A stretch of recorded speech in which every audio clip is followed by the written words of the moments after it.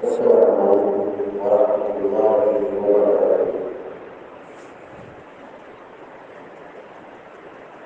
الحمد للہ رب العالمین والعاقبۃ للمتقین والصلاة والسلام علی اشرف الانبیاء والمرسلین نبینا محمد وعلی آلہ وصحبہ اجمعین وبعد۔ أعوذ بالله من الشيطان الرجيم إنما كان قول المؤمنين إذا دعوا إلى الله ورسوله ليحكم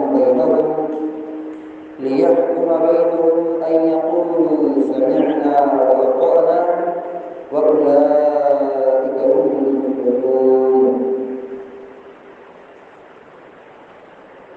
18واں پارہ سورہ نور کی آیت نمبر 51 ابھی آپ کے سامنے تلاوت کی گئی ہے، جس میں اللہ رب العالمین نے مومنوں کی ایک بہت بڑی خصوصیت کا ذکر فرمایا ہے۔ وہ خصوصیت، وہ پہچان، وہ شناخت کیا ہے؟ اہل ایمان کے سامنے جب یہ کہہ دیا جاتا ہے کہ اللہ اور اس کے رسول کا فیصلہ یہ ہے، اللہ اور اس کے رسول کا حکم یہ ہے، اہل ایمان فوراً اللہ اور اس کے رسول کے فرمان کو قبول کرتے ہیں، بلا چو چرا نبی کے فرمان کو قبول کرتے ہیں۔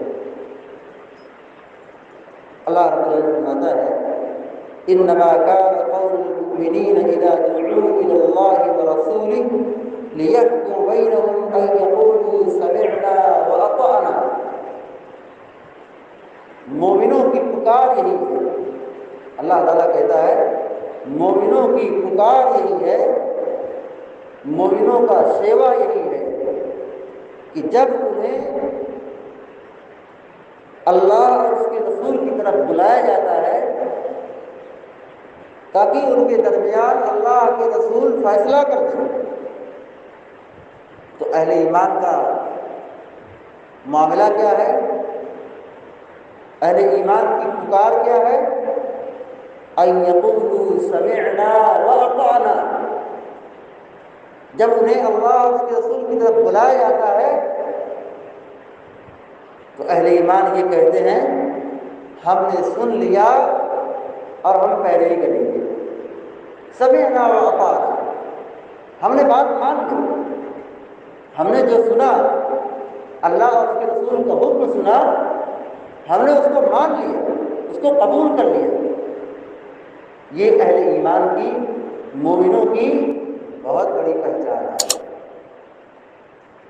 آدمی اپنے دل کے اندر جھانک کر دیکھنا چاہتا ہے کہ میری زندگی میں یا میرے دل میں ایمان کس قدر ہے، ایمان کیسا ہے۔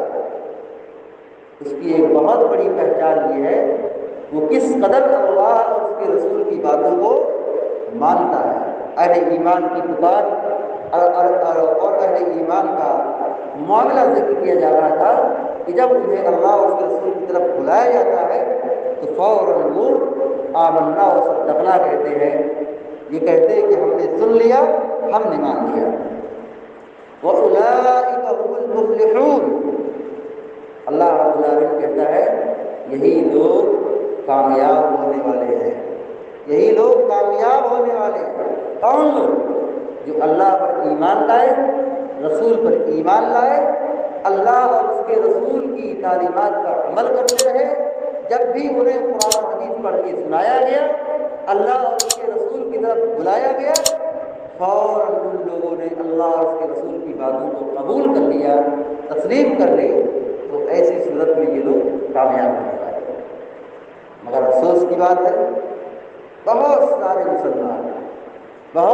مسلمان اس حقیقت سے بہت زیادہ دور ہے۔ بہت دکھ کی بات ہے کہ اکثر مسلمان اس حکم سے ناچنا ہے بہت دور ہے، دین میں من مانی کرنا، دین میں اپنی طرف سے ایجاد کرنا، دین میں غلو کرنا، آبا و اجداد کے طریقے پر چلنا، اور جب انہیں نبی کا فرمان سنایا جاتا ہے، اسلام کا طریقہ بتایا جاتا ہے، تو اس کو ایکسیپٹ نہیں کرتے، حوالہ کیا دیں گے؟ ہمارے والد اور ہمارے آبا و اجداد ایسا ہی کرتے تھے، ہم بھی ایسا ہی کریں گے۔ یہ بہت بڑی جہالت ہے۔ یہ جملہ کوئی عام جملہ نہیں ہے۔ انبیاء کرام جب اپنی قوم کو سمجھاتے تھے تو کافر اور مشرک یہ کہتے تھے کہ ہم نے اپنے آبا و اجداد کو یہ کرتے پایا ہے تو ہم یہ کریں گے، یہ طریقہ نہیں ہو جائے گا۔ جو آپ بتا رہے ہیں نا، ہم اس کو نہیں مانیں گے، ہم اپنے آبا و اجداد کے طریقے پر چلیں گے۔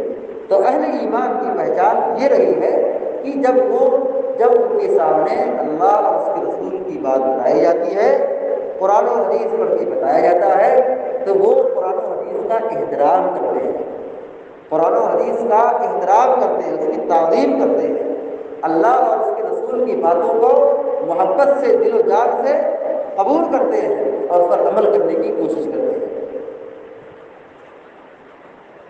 اس لیے ہم سب کی ایک بہت بڑی ذمہ داری ہے کہ اگر ہم دنیا و آخرت میں کامیاب ہونا چاہتے ہیں تو کامیاب ہونے والوں کی سب سے بڑی خوبی یہ ہوتی ہے کہ وہ اللہ اور اس کے رسول کی باتوں کو مانتا ہے۔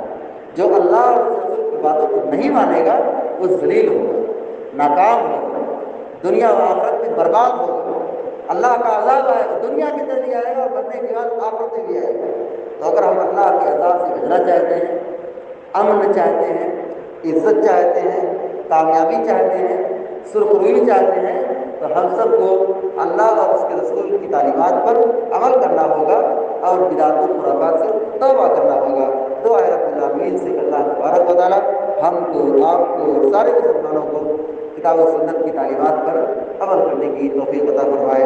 ہم میں جو بیمار ہیں اللہ تعالیٰ ان کو شفائے کاملہ عطا فرمائے، اور جو پریشان اللہ تعالیٰ کی پریشانی کو دور فرمائے، اور جو ہم سے رخصت ہو گئے ہیں، یہ جو قبر میں چلے گئے ہیں، اللہ تعالیٰ ان کی قبر کو نور سے بھر دے اور کروڑ ان کو سکون عطا فرمائے، اور فلسطین کے مسلمانوں پر اللہ تعالیٰ رحم فرمائے اور ان کی مدد فرمائے، اور ظالموں اور یہودیوں کو اللہ تبارک و تعالیٰ نصف نابود پر غارت کرے۔